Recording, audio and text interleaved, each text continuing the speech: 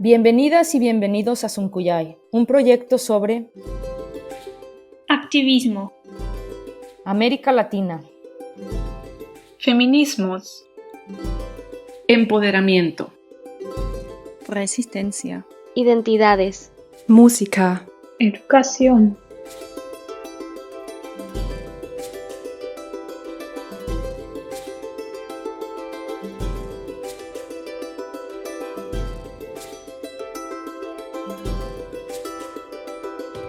Este proyecto fue creado por alumnas de la Maestría en Culturas del Sur Global de la Universidad de Tübingen, con el objetivo de cuestionar los discursos epistemológicos eurocéntricos, Crear alternativas de socialización de la información y el conocimiento, trascender el pensamiento dicotómico entre nosotros y otros, hacer una reflexión crítica sobre las realidades de pueblos de América Latina, alejarnos de los medios académicos universales creados por Occidente y entrar en diálogo abriendo espacios de intercambios epistemológicos.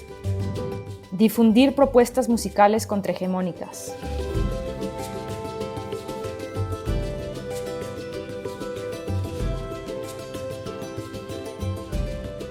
Bienvenidas y bienvenidos a Suncuyay.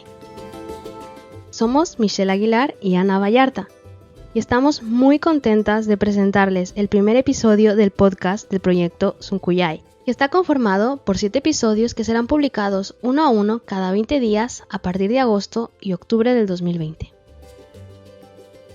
A grandes rasgos, estaremos hablando sobre música contemporánea en lenguas originarias de América Latina. Este será el eje que articulará otras temáticas que discutiremos en torno a las realidades de los pueblos originarios de la Via Yala o América Latina. Así es, cada episodio estará dedicado a un tema diferente, tal como identidades, lenguas, estética, activismo, educación y feminismos, y estaremos combinando la discusión con canciones de las artistas y con fragmentos de entrevistas que hicimos con ellas. Sí, y como tal, hoy presentaremos una breve introducción sobre nuestro proyecto, antes de entrar en materia en los mismos episodios. Queremos compartirles quiénes somos, cómo surgió Suncuyay y con qué finalidades y cómo y por qué elegimos los temas y artistas sobre los que hablaremos. También vamos a hablar de las dificultades con las que nos encontramos al llevar a cabo este proyecto, respecto a preguntarnos qué significa hablar de estos temas, es decir, pueblos originarios de América Latina, desde dónde estamos hablando, un podcast producido en Alemania en un ámbito universitario. Por ello, una parte importante del proyecto fue ser críticas con cómo hemos ido tejiendo nuestra mirada y así ponderar los mismos conceptos que usamos y cuestionar y deconstruir ciertos discursos eurocéntricos o incluso colonialistas. Pero vamos a presentarnos nosotras primero. Yo me llamo Michelle Aguilar. Y yo soy Ana Vallarta. Somos parte de un grupo de trabajo de 8 estudiantes de la Maestría en Culturas del Sur Global de la Universidad de Tübingen, una pequeña y pintoresca ciudad al sur de Alemania. Podrán escuchar a nuestras compañeras Julia, Asia, Ana, Alice, Mari Carmen y Ana en los siguientes episodios. De nosotras, algunas somos originarias de algún país latinoamericano, pero nos hemos instalado ahora en Alemania, y otras son alemanas, pero han encontrado en América Latina un nicho de intereses y afectos. Así, todas tenemos algún lazo con la región, de manera que hemos decidido enfocar nuestros estudios en ella. Cabe decirse que aunque todas estamos en la misma maestría, tenemos enfoques e intereses bastante variados. Por ello, decidimos sumar nuestras perspectivas y desarrollar un proyecto que fusiona nuestros distintos temas de estudio, tales como cultura, política, educación y medios. Además, todas estábamos de acuerdo en que era urgente discutir la forma en la que se desarrollan los estudios sobre las culturas del sur global en nuestra maestría y en la academia en general. Nuestro sentir era que, a pesar de que nuestra maestría se basa en teorías poscoloniales, la misma estructura universitaria muchas veces privilegia el que ciertas aproximaciones y cánones eurocéntricos prevalezcan. Es así que decidimos fundar este colectivo de estudiantes para buscar formas de deconstruir esta hegemonía y aportar una mirada crítica sobre los discursos académicos que se articulan desde el llamado Norte Global. Ana, ¿nos puedes contar brevemente cómo comenzamos a desarrollar el proyecto? Sí, claro. Debido a la coyuntura actual de la pandemia, buscamos una forma de abrir un canal de discusión y encuentro que no dependiera de estar en un lugar y tiempo determinado. Por eso pensamos en el podcast, pues es un formato bastante expandido y que además cada vez se ha popularizado más. A nosotras nos gustó porque cumple con nuestros objetivos originales: alejarnos de medios académicos clásicos de socialización de la información y del conocimiento, más aún cuando se trata de un proyecto como el nuestro, que no solamente es una aproximación a diversos aspectos presentes en la obra de ciertas artistas, sino que también da difusión a la obra musical de ellas. Además, un mayor público, sin importar dónde se encuentre, puede tener acceso al contenido, y sobre todo un público que no necesariamente pertenece al círculo académico, como quizás sucede en el caso de algunos foros universitarios. Exactamente. Fue así que decidimos hacer un podcast que tuviera como eje central música contemporánea en lenguas originarias, y que de ahí se decantaran otras temáticas que atraviesan el análisis de esta música, su estética y su contexto de producción y difusión. En primera instancia, nos interesamos por el trabajo de la cantautora peruana Renata Flores, quien es una artista muy joven que produce canciones y vídeos que circulan en plataformas digitales y en redes sociales. Posteriormente, fuimos conociendo el trabajo de otras artistas latinoamericanas que cantan en lenguas originarias, o bien alternan su lengua con español, y cuya música y propuesta estética nos resultó interesante.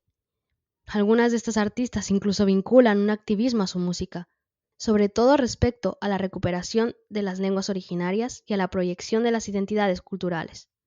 Además, también denuncian la discriminación, violencia estructural y silenciamiento o invisibilización perpetrados aún en la actualidad contra los pueblos originarios y que sobre todo afecta a las mujeres. En efecto, estos aspectos caracterizan el trabajo artístico y político de las artistas de las que estaremos hablando a lo largo de los episodios.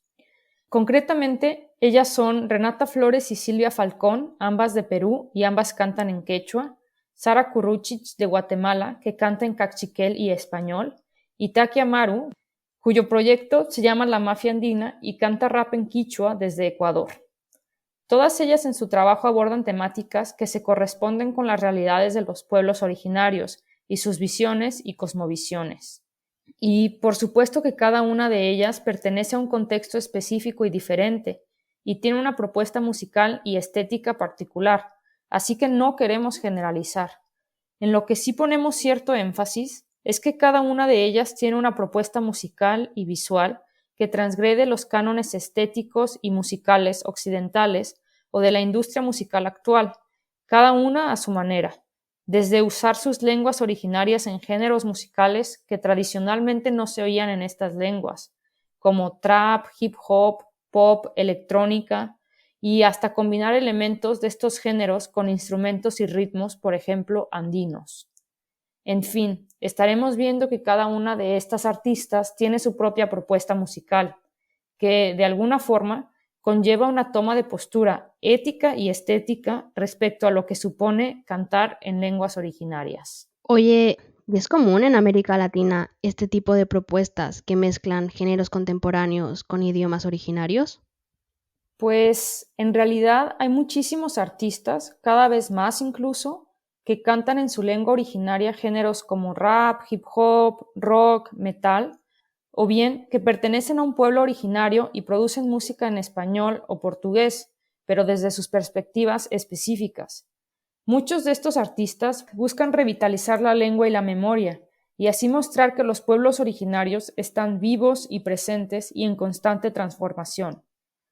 En este sentido, de alguna forma incorporan en su música una visión política, a la vez que producen videos que tienen estéticas propias muy particulares, pues no se inscriben a cánones occidentales, sino que buscan expresar sus realidades actuales. En fin, nuestra idea no es ni generalizar ni excluir, sino enfocarnos en unas cuantas artistas para poder hablar a profundidad sobre su trabajo y tener la oportunidad de mostrar su música. Cada una es muy distinta, pero en este mismo sentido, esto nos permite hablar de la diversidad de proyectos a la vez que abordamos distintas temáticas a nivel de estética, discurso y estrategias de difusión. Por ello, es apenas un acercamiento al mosaico de diversidad y heterogeneidad de los sujetos de América Latina. La otra cosa es que se nos ha cuestionado por qué hemos decidido incluir exclusivamente mujeres. Bueno, en parte fue para acotar nuestro tema y darle una perspectiva de género. Pero no solo por eso.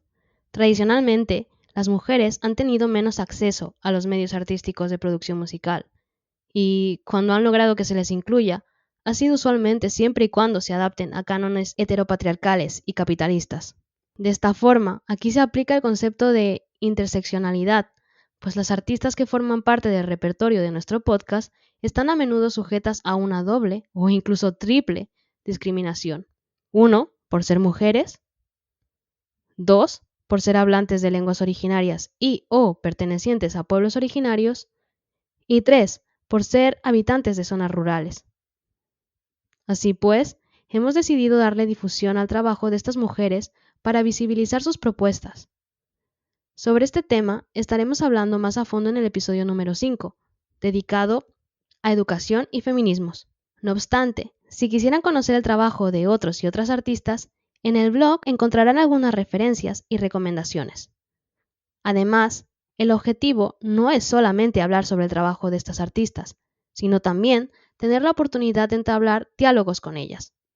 Por eso quiero mencionar que el proyecto Suncuyay no se compone únicamente de este podcast, sino que este es más como un resultado de varios quehaceres. En primer lugar, realizamos una entrevista con Renata Flores, la cual estará disponible en el blog, y también incluimos fragmentos de la misma en los episodios. Asimismo, realizamos una entrevista con Adriana Guzmán, una mujer aymara que ha trabajado desde el feminismo comunitario antipatriarcal en Bolivia. Ella, si bien no es parte de las artistas de las que estaremos hablando, nos ayudó bastante con la conversación en la parte más teórica, a encontrar formas críticas de aproximación de nuestros análisis, a buscar deconstruir ciertas ideas o visiones y a cuestionar los conceptos y categorías occidentales que se han usado para hablar de los pueblos originarios de América Latina. De hecho, en nuestro 6º episodio, que dedicaremos al feminismo antipatriarcal, estaremos hablando de las partes centrales de esta entrevista con Adriana. Y finalmente, y de alguna forma como la gran premier de nuestro proyecto, hicimos una mesa redonda en la que participaron las mismas Renata Flores, Taki Amaru, Sara Kuruchich y Silvia Falcón. Este fue un encuentro virtual que realizamos en el marco del Foro Internacional de la Universidad de Tübingen, que llevó el título Wellbeing and Subjectivities Across the Global South, Futurities Under Construction. Fue un conversatorio sumamente nutritivo, en el que estuvieron exponiendo sobre sus trayectorias como artistas en lenguas originarias, cómo ha sido recibido su trabajo y sus perspectivas sobre hacer música. El vídeo de esta mesa estará disponible también en nuestro blog, y además nos estaremos refiriendo a las intervenciones de las artistas en algunos de los episodios. ¿Puedes profundizar sobre por qué se decidió incorporar al proyecto estas entrevistas y la mesa redonda con las artistas? ¿Por qué no solamente elaborar un podcast con la música y la discusión sobre esta? Bueno, esa es una buena pregunta. Creo que, de alguna forma, la pregunta de fondo es ¿cómo hablar sobre algo o alguien sin necesariamente compartir experiencias? No tenemos una única respuesta, ni pretendemos dar una respuesta definitiva. Pero hay claves para abordar temáticas sin reproducir relaciones de poder, actitudes paternalistas o sin caer en discursos de violencia epistémica. La violencia epistémica se refiere básicamente a una forma de invisibilizar al otro, de no dejarlo hablar o hablar por el otro y negarle así su posibilidad de representación. Es por ello que asumimos que no podemos, ni queremos, ni debemos hablar por los otros. No podemos hablar del trabajo de las artistas tanto como ellas mismas pueden hacerlo. Por supuesto que su trabajo habla por sí mismo, por decirlo de alguna forma. Hay todo un discurso en sus canciones, videos y quehaceres. Pero poder escuchar e incluir lo que ellas dicen respecto a su propio trabajo nos resultó totalmente necesario. En este sentido, en vistas de que sería difícil contar con la participación de todas en el podcast, nos pareció que lo mejor sería hacer esa mesa redonda de discusión en la que ellas tomaron enteramente la palabra y en la que además pudieron responder preguntas de la audiencia en torno a su trabajo como artistas, como activistas y como parte de pueblos originarios.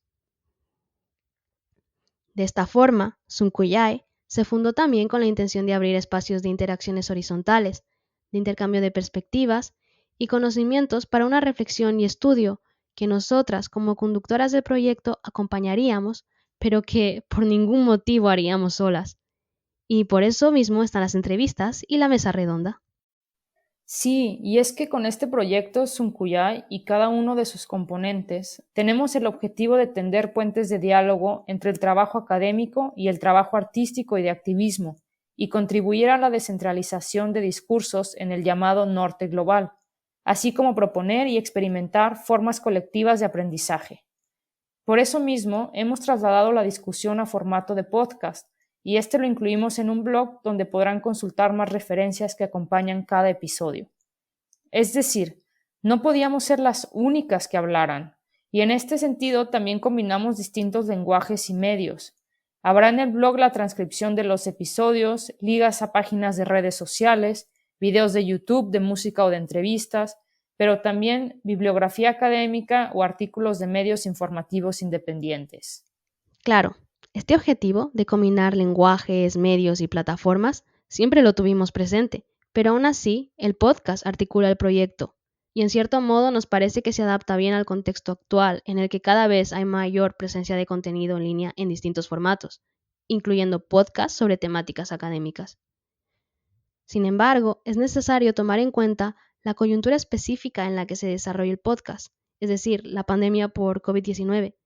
Esta coyuntura ha acentuado las desigualdades ya de por sí profundas en América Latina y ha atacado especialmente a quienes el Estado ha marginalizado, desposeído, empobrecido o negado acceso a un sistema de salud, lo cual lamentablemente es el caso de los pueblos originarios en América Latina. En consecuencia, ciertas artistas o activistas se encuentran en circunstancias de una emergencia que ha interrumpido o modificado alguna de sus actividades y proyectos. Por otra parte, las consecuencias de la pandemia se sienten en el gremio de artistas y de alguna forma el formato de la mesa redonda supuso una oportunidad de que ellas pudieran presentarse desde sus países. Además, personas de distintas latitudes que quizá en otras circunstancias no tendrían acceso a este tipo de eventos pudieron presenciar y participar en el diálogo. Sí, eso que dices es cierto. Sin embargo, es importante no caer en la ilusión que las interacciones virtuales cancelan el lugar desde donde cada quien habla. Las geografías e instituciones siguen vigentes. Estamos conscientes que estamos hablando desde un ámbito académico en una universidad del norte global. Esto en sí ya conlleva ciertos privilegios, pero eso no significa que nos condicione a repetir discursos eurocéntricos, sino que nuestra misma posicionalidad implica la responsabilidad de abrir espacios que no solo no reproduzcan, sino que además deconstruyan, desmantelen los discursos eurocéntricos, colonialistas, paternalistas, que se han usado para hablar de los pueblos originarios. Esos discursos que homogeneizan la diversidad, que borran las diferencias, que son totalizadores o generalizadores, que proponen categorías dicotómicas como ellos y nosotros, modernidad y tradición, que folclorizan, idealizan, romantizan o transforman cultura en mercancía. Ahora, en tanto que estudiosas de América Latina, necesitamos contribuir a discursos críticos, pero también en gran medida nos parece que el primer paso para ello es justo la forma misma en la que se abordan las temáticas y se tejen las relaciones. Me parece que lo que dices es muy importante. Un tema que resultó central en el desarrollo del proyecto y que va de la mano del problema de cómo hablar fue la importancia de cuestionar las nociones que usamos y asegurarnos de que no reproduzcan los discursos de los que queremos alejarnos. Adriana dijo en su entrevista una frase que me gustó mucho. Así como se trabaja la tierra, hay que trabajar las palabras, trabajar el territorio de las palabras. Hay que ser responsables con las palabras y no repetirlas sin saber lo que significan. En sí, esta parte es fundamental, ya que cada concepto tiene su historia. Hay un determinado vocabulario que ha dominado tanto la academia como los medios en general, y que se ha caracterizado por ser eurocéntrico, ajeno a las realidades que describe. Pero también es cierto que en las últimas décadas, sobre todo a partir del auge de los estudios decoloniales y poscoloniales, ha habido esfuerzos por deconstruir estos conceptos colonialistas que jerarquizan y se ha buscado usar entonces un lenguaje más crítico. ¿A qué conceptos o nociones concretamente te refieres cuando dices que hay que cuestionarlos o deconstruirlos? Sí, más que en sí evitarlos, creo que hay que llevar a la reflexión las palabras que usamos para nombrar, conocerlas, trabajarlas, como dice Adriana. En el caso de nuestro proyecto, la primera categoría problemática es la de indígena o pueblos indígenas o nacionalidades indígenas. Adicionalmente, también se ha usado pueblos originarios o pueblos ancestrales para referirse a los individuos que se identifican como descendientes de pueblos prehispánicos y que en la actualidad usan su lengua y guardan ciertos aspectos de sus tradiciones y cosmovisiones.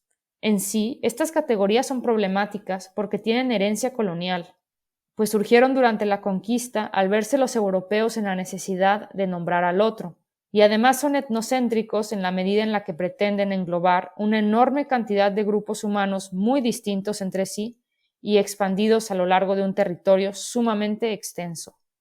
Bajo esta lógica, mapuches, quechuas, aymaras, guaraníes, tupinambás, cunas, achuar, quichuas, quichés, zapotecos, nahuas, otomíes, por nombrar solamente una pequeña cantidad, serían todos pueblos o naciones indígenas. Y por ello digo que hay que renunciar a las categorías de homogeneización. Además, históricamente y desde los discursos oficiales, lo indígena ha remitido erróneamente al pasado, y como tal han sido excluidos de los proyectos modernizadores, pues se afianzó la idea de que los indígenas eran un obstáculo hacia la modernidad, que representaban el pasado en el presente, es decir, el atraso. Pero el término de indígena no es solamente una forma de nombrar. Por supuesto que tiene presencia en la realidad y se puede decir que se ha traducido en desigualdades, pues designa a poblaciones marginalizadas, empobrecidas, muchas veces obligadas a desplazarse de sus territorios ancestrales, lo cual, si bien se origina en la colonización, ha continuado aún hasta nuestros días. Y luego también surge la noción de pueblos originarios, que es relativamente más reciente. Hará más o menos 30 años desde que empezó a cobrar consenso y es una importante reforma conceptual, pues reconoce un cambio y abre la posibilidad de una pluralidad. En resumen, ni la noción de indígena ni la de pueblos originarios puede abarcar la diversidad de pueblos a los que se refiere, por lo que, para evitar englobar y generalizar, lo más conveniente es referirse a cada pueblo con su nombre específico. Y por supuesto que el término indígena o pueblos indígenas se usa, los mismos indígenas lo usan, y está sin duda muy arraigado en el lenguaje, quizá más en algunas regiones de Latinoamérica que en otras, pero lo importante es que nosotras, desde nuestra posición, nos cuestionemos las palabras que elegimos usar. Por ello, nos hemos decantado por la noción de pueblos originarios, que es mucho más plural y menos etnocéntrica. Quiero agregar otra noción que también es relativamente nueva e igualmente problemática. Se trata de sur global y su contraparte, el norte global. En sí, el sur global no designa nada nuevo, y bien se podría argumentar que conceptualmente solamente ha sustituido al llamado tercer mundo. Sin embargo, el enfoque mismo es eliminar la narración teleológica de que todas las naciones se dirigen hacia el progreso occidental y capitalista, y en vez hacer énfasis en que las desigualdades del mundo son consecuencia directa de siglos de colonización y despojo. Así, los países del sur global tienen sus propias formas de concebir su existencia, sus propias acciones políticas y formas de producir conocimiento. Nosotras asumimos las nociones de sur y norte globales, pues históricamente ha habido formas de relacionarse entre ambas regiones. De esta manera, tenemos esto presente, a la vez que buscamos formas de entablar diálogos no solamente entre geografías, sino entre maneras de mirar, de conocer, de pensar. Muchas gracias por señalar esto, es súper necesario. A lo largo de nuestros episodios vamos a abordar también los debates que acompañan ciertas nociones, por ejemplo, cómo se ha concebido las interacciones culturales, tradición, modernidad, subalternidad o memoria. Sin embargo, Los episodios estarán más centrados en el análisis de la música y los videos de las artistas. Sí, es cierto que estarán más directamente centrados en el trabajo de las artistas. Lo que sí queremos adelantar es que en todo momento evitaremos usar algunas nociones occidentales o eurocéntricas para abordar realidades totalmente diferentes. Por ejemplo, más que la idea de conocimiento, usamos la de epistemología, porque se refiere más bien a un sistema de conocimiento a partir del cual se da sentido a las realidades. No es algo que se adquiera como el conocimiento, sino que la epistemología es un sistema a partir del cual se comprende y se conoce. Y por eso mismo nuestro proyecto pone tanto énfasis en la recuperación del idioma de los pueblos originarios. Cada lengua encierra una epistemología, una forma de relacionarse con el mundo y entender la realidad. Y si se pierde esa lengua, entonces sucede lo que se ha llamado epistemicidio, es decir, cuando se destruye la forma en la que un pueblo entiende y nombra el mundo. Por ello, recuperar las lenguas es volver a las epistemologías. Aquí vuelvo a citar a Adriana Guzmán, quien dice que hay que recuperar el idioma no como una recuperación gramatical, sino política, y así profundizar en la epistemología aymara, pues esta recuperación es fundamental para que cada pueblo pueda disputar los sentidos epistemológicos del mundo. Por eso, este proyecto es el fruto de convicciones e intereses compartidos. Ha sido una oportunidad para descolonizar nuestros referentes musicales y estéticos y hacer aportaciones al estudio de la música y el activismo estético, que es una rama de investigación de gran actualidad. Además, la música tiene esa potencia de desmantelar brechas que se forman entre generaciones, países o regiones y cambia la idea de que lo tradicional y lo moderno son opuestos. Respecto a la vinculación de la música con el activismo, quiero citar las palabras de Sara Kurucic durante la mesa redonda del foro. Ella dice: vincular la música con el activismo es un acto político, de amor y de digna rabia, porque a través de la música podemos revitalizar nuestras identidades, nuestras cosmovisiones, nuestros derechos como mujeres indígenas, pueblos indígenas, y por supuesto también pelear a través de ella por nuestra vida y existencia misma. Y de alguna manera también valorar esa existencia nuestra con toda la lucha que han hecho nuestras abuelas. Me parece que este mensaje encuentra en la música un canal de difusión que contribuye a los esfuerzos de construir, pensar e imaginar caminos para presentes y futuros más justos. Por todo esto, estamos profundamente agradecidas con las personas que contribuyeron a este proyecto. Por eso se llama Suncuyay, que en quechua significa agradecida desde lo más profundo de mi corazón.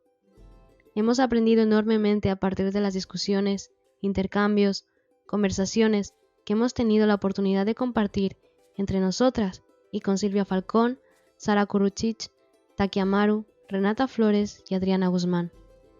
Por último, les recordamos que habrá un episodio nuevo cada 20 días a partir de hoy, 7 de agosto.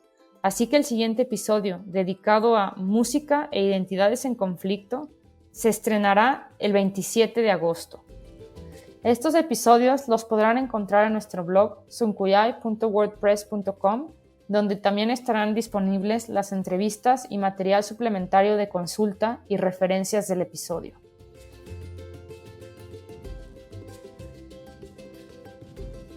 Gracias por escuchar Suncuyay, un proyecto de estudiantes de la Maestría en Culturas del Sur Global de la Universidad de Tübingen. Visita nuestro blog suncuyay.wordpress.com, donde encontrarás material complementario, como bibliografía en torno a los temas discutidos, entrevistas completas, mesa redonda con las artistas y todos nuestros episodios. Puedes comentar este episodio en iVoox y en YouTube. Que la discusión siga. Gracias a quienes hicieron posible este proyecto y gracias a ustedes por escucharnos. Tupananchikama, hasta el próximo episodio.